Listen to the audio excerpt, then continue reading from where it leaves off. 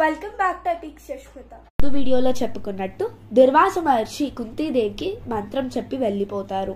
మనం కథలో ఎక్కడున్నాం?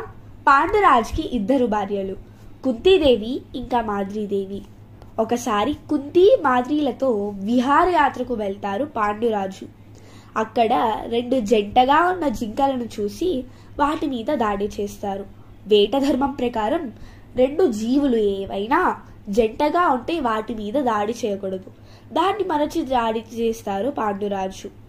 అయితే అక్కడికక్కడే ఒక జింక మరణిస్తుంది. ఆ రెండు జింకలు ఎవరో కాదు, కిందిమ ఋషి ఇంకా తన భార్య. వీరిద్దరూ జింకలుగా మారి అడవికి యాత్రకు వస్తారు. అయితే వారి మరణానికి కారణమైనందుకు కిందమ ఋషి పాండురాజుకి శాపం ఇస్తారు. అదేంటి అంటే, నువ్వు నీ భార్యలతో ఏకాంతంగా గడిపినప్పుడు మరణిస్తావు అని శాపం ఇచ్చి వెంటనే చనిపోతారు కిందిమ ఋషి.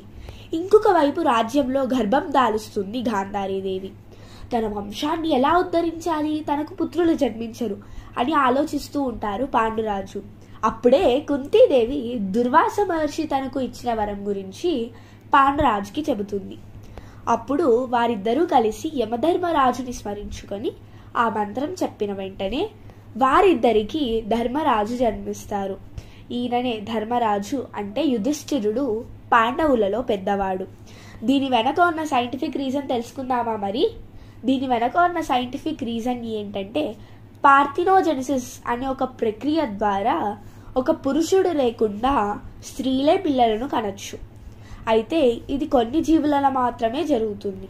ఇది మన మనుషులలో అస్సలు జరగదు.